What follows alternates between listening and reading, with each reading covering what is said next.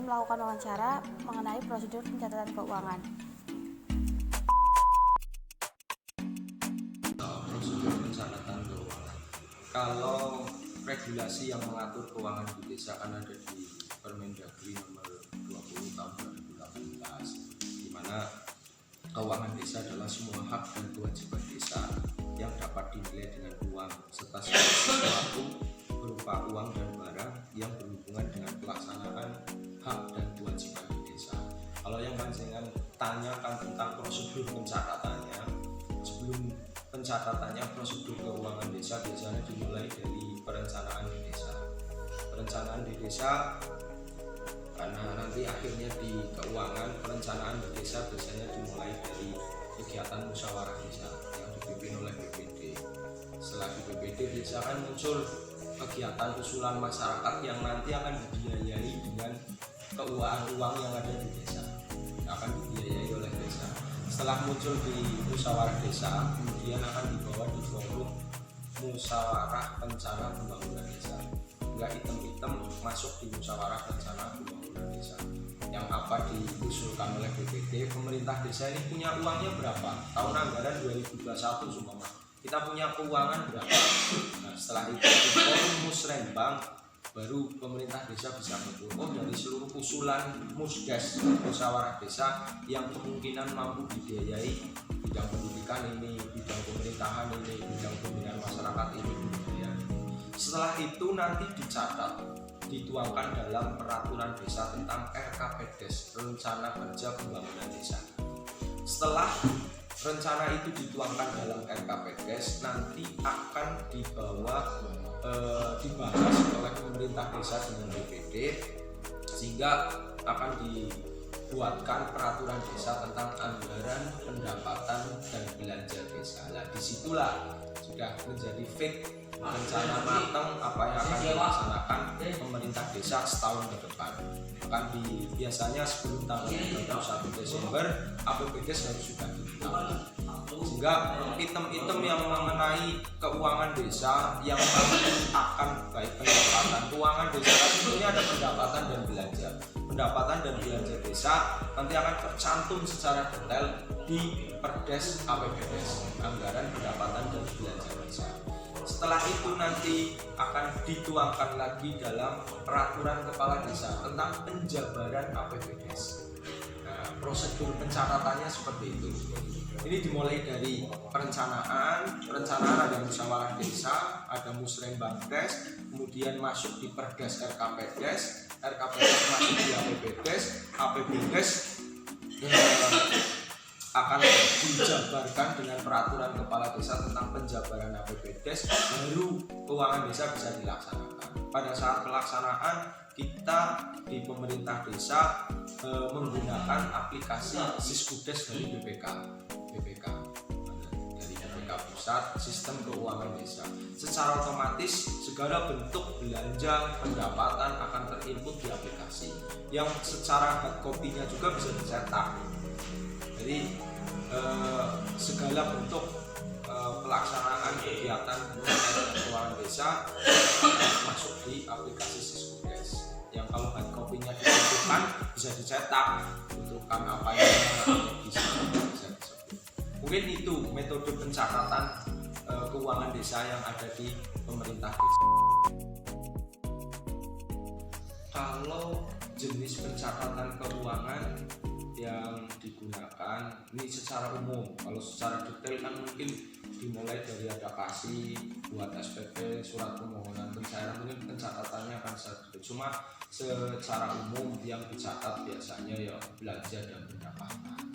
Pendapatannya sumbernya dari mana saja, progresnya dari bulan Januari sampai Desember masuk yang pendapatan apa saja, kemudian nanti ada pengeluarannya apa saja, yang mana itu nanti tercatat dalam buku kas. Sumber keuangan desa. Kalau sumber keuangan desa itu setidaknya ada satu dari APBN, yaitu dari desa. Kemudian ada dari APBD provinsi, mungkin yang dapat bantuan keuangan khusus, namun tidak semua desa. Kemudian ada juga dari APBD kabupaten, ini biasanya ADD.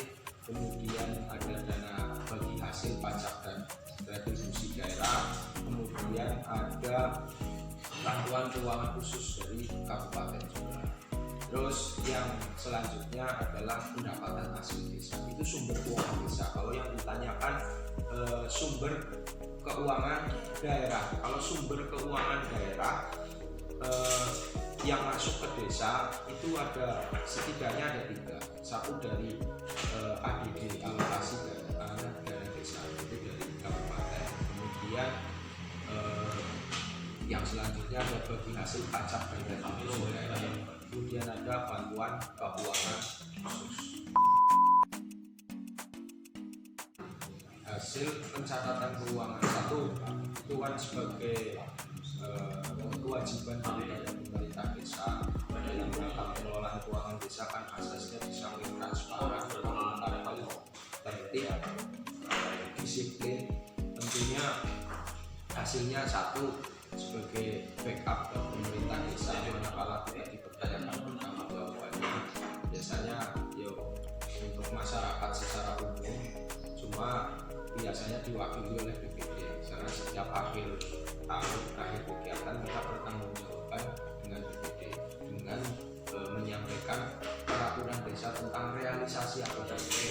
Nah, realisasi APBD sumbernya dari mana? Sumbernya ya dari pencatatan keuangan desa. Kalau keuangan desa tidak dicatat dengan baik, aplikasi Siskudesnya tidak digunakan dengan baik, pasti di akhir tahun pada saat membuat perdes tentang realisasi pertanggungjawaban APBD kita akan kesulitan. Satu, kita akan melaksanakan perdes realisasi APBD pertanggungjawaban dengan BPD. Kemudian laporan LKPJ pertanggungjawaban pemerintahan desa pada bupati secara tertulis, sumbernya dari pencatatan keuangan desa. Kemudian untuk masyarakat umum biasanya ini kan dibuatkan banner, pamflet atau yang dipapang di perempatan dan tempat-tempat umum di balai desa tentang realisasi pertanggungjawaban APBD. Saya rasa di panel di perempatan-perempatan di balai desa dipasang.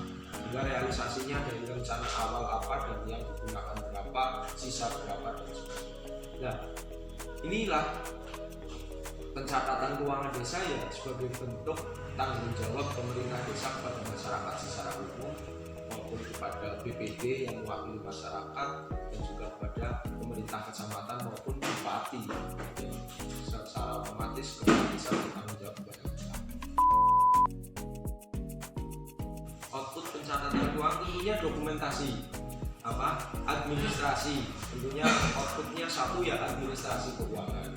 Nah, biasanya kita ada SPJ, ada BKU, outputnya kan itu dari hasilnya itu ada SPJ, berisi tentang nota dan kwitansi, ada BKU, ada buku bank.